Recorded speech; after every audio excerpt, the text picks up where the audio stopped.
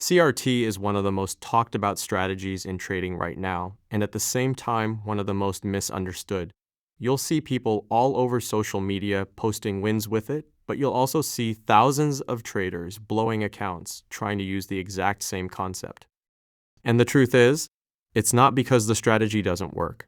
It's because most people are using it in a very incomplete way. They learn one small part of it, ignore the rest, and then expect consistent results. If you're watching this, the goal is simple. By the end of this, you should understand not just what CRT looks like, but when it actually makes sense to use it and when you should stay away. Because that's the difference between someone who survives in trading and someone who keeps repeating the same mistakes.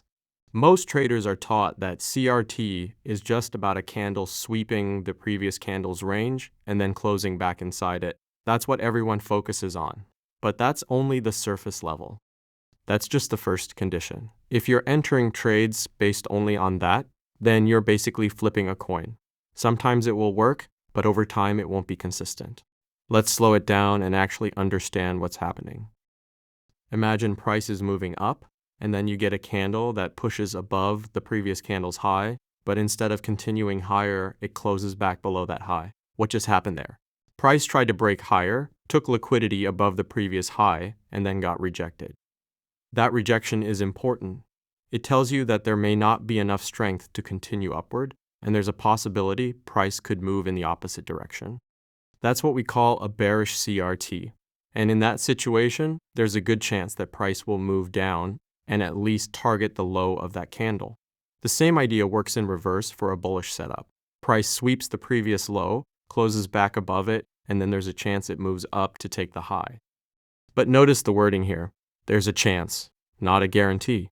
And this is where most traders go wrong. They treat it like a guaranteed reversal signal, when in reality, it's just a clue. You still need confirmation. So the real question becomes, how do you know if that chance is actually high or if it's just a random move? This is where confluence comes in. You need additional factors that support your idea. Without them, you're just guessing.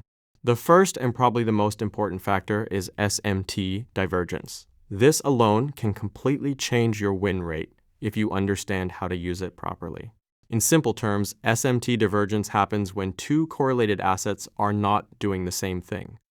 For example, in forex you have pairs like euro and pound, or gold and silver.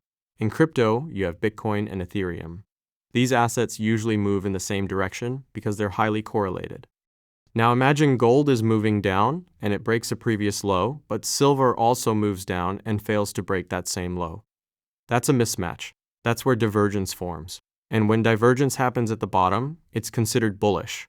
It suggests that the selling pressure might be weakening. Now connect this with CRT. If you're looking at a bullish CRT, meaning price sweeps a previous low and closes above it, and at the same time you see SMT divergence, now your setup has context. It's no longer just a single candle pattern. You have a reason to believe that the market might actually reverse. The same idea applies for bearish setups. If price sweeps a high, closes below it, and you see bearish SMT divergence, then the probability of the trade working increases significantly. Another important factor is fair value gaps, also known as FVGs. These are areas where price moves quickly and leaves an imbalance behind. The market often comes back to these areas before continuing its move.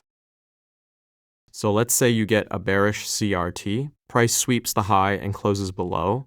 Then as it starts moving down, it leaves a fair value gap. That's a good sign. It shows momentum.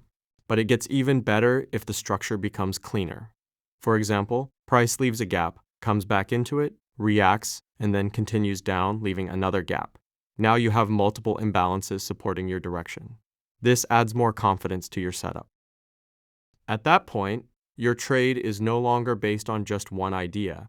You have a sweep, a rejection, SMT divergence, and fair value gaps all aligning together. That's what increases probability.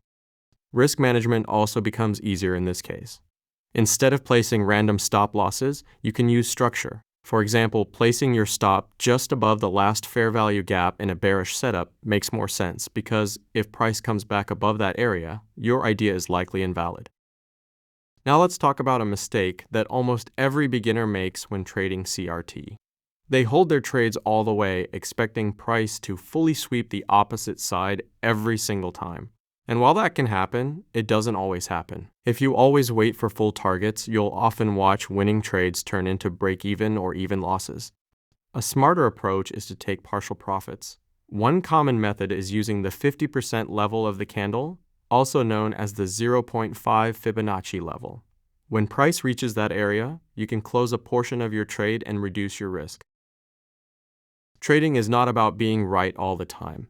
It's about managing risk and stacking probabilities in your favor. CRT is a powerful concept, but only if you use it with the right confirmations and the right mindset.